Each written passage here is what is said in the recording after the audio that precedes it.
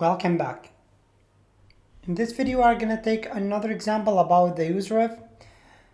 It's going to be a little bit more challenging probably, but it's going to be like, it's going to hopefully convey the idea because I need to take another challenge, like another example, just to convey that the useRef, it's really powerful.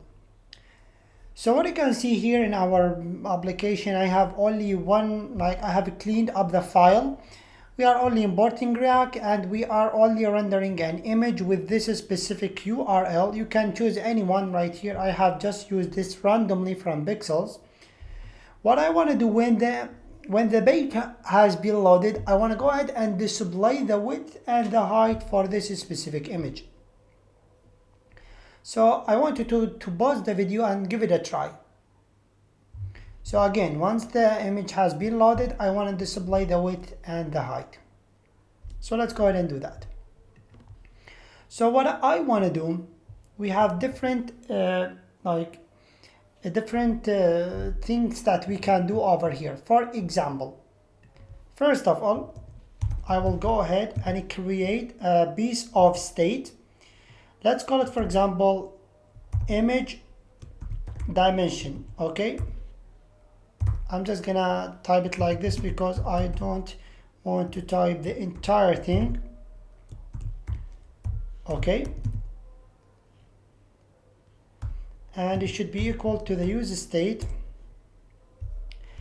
And here what I will do, I will go ahead and make it an empty object.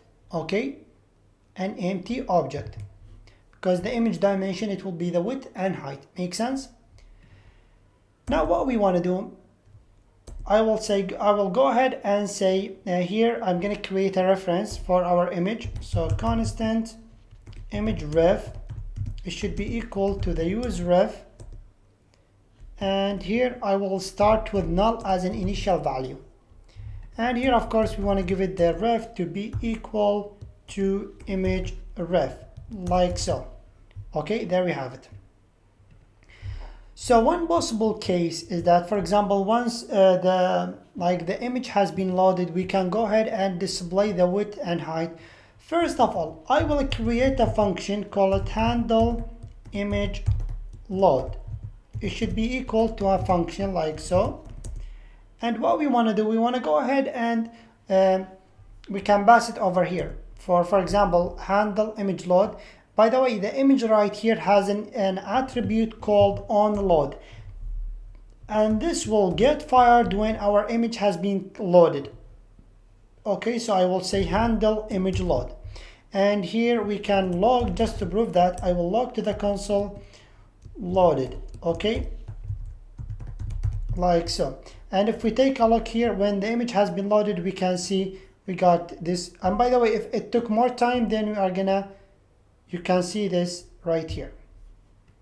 So what we want to do, we want to go ahead and check for the getting the dimension from our reference and display it on or update our piece of state.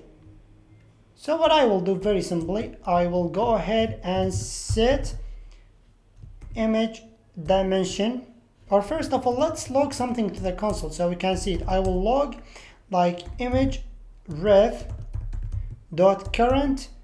Okay, let's see dot current. And by the way, in order for us to get the width or the height, we have to say dot client width.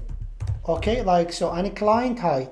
Why this is the way that works, I have no idea, because we could like dot width and dot height, but this is how you can access it. You have to type dot client width.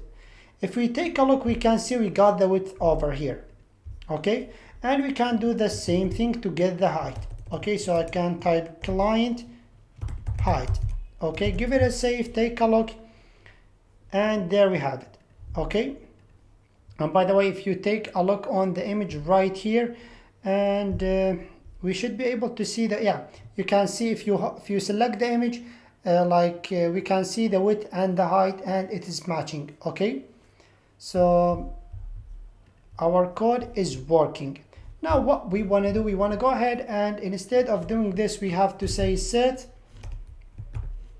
image dimension. Okay, And here I will specify the width and height. So width to be image ref dot current dot client width. Okay, and I'm just gonna duplicate this dude right here, and it should be height, client height. Okay, and if we take a look, of course nothing will happen because we want to go ahead and render it right here. So I will say image, I'm just going to use a paragraph. Okay, I will say image dimension dot width, and the second one should be height. Okay, if we take a look, we can see these values over here. Okay, so I will just style it a little bit and very quick. So right here I will say like font size 1.4, color this dude, and font weight to be bold. Okay, just we can see them. Okay, there we have it. Okay, we can see the width. Again, when the image has been loaded, we will see these values. And let's go ahead and change the image. Let's see if our code is working. For example, I'm just gonna search for wherever, so winter. Okay, so we should be able to see. I'm just trying to replace our image right here because this image maybe it is working, but again I'm not sure what's wrong with my. Okay, let's copy this one right here. Where is the copy image address? I will go back and try to replace our source. So like so, I have changed it. Let's go ahead and check our application. So again, it will take more time because I believe this image is a little bit like it has different size, but again we should be able to see something when our yeah, we should be, here is the image, but the image has not been loaded completely, so we have to wait until the image has been loaded, and we can see the quality is not clear enough, so we have to wait until the image has been loaded completely, and then we should be able to see some values down there.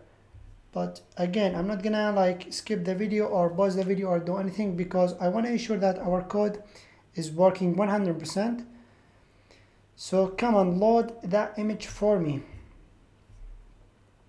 Let's check our code.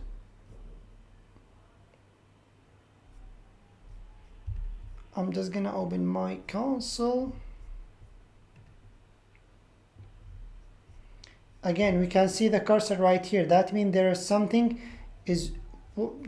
making a request, or the image has not been loaded. So that's why we need to wait.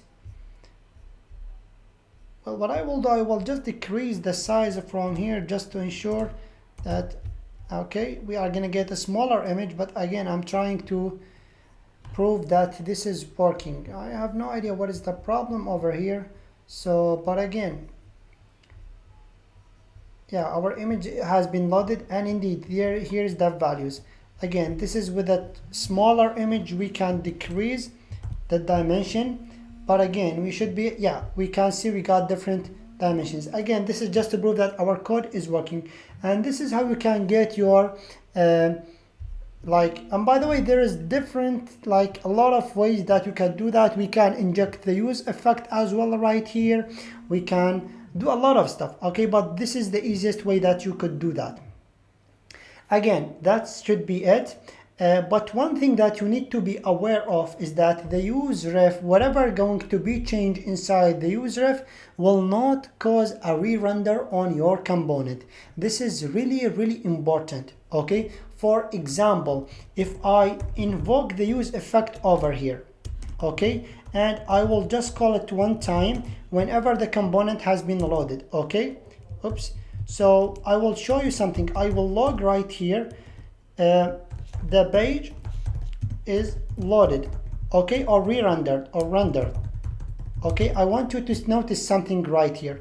You will see that this console.log will get called once, and this is the first page that our component has been loaded. And whenever, for example, when the page has been loaded or the image, the use effect okay, or the use ref right here will not be responsible for causing any re-render, okay. And let me show you that here. If I take a look on our console, I will go ahead and click right here, and we can see the page is rendered. It will get called one time, okay, it will be called one time, and which is the first page has been, of course, rendered. And the use ref is not responsible for updating or causing a re-render on our state. This is something that you really need to be aware of, which is the use ref will not cause a re-render,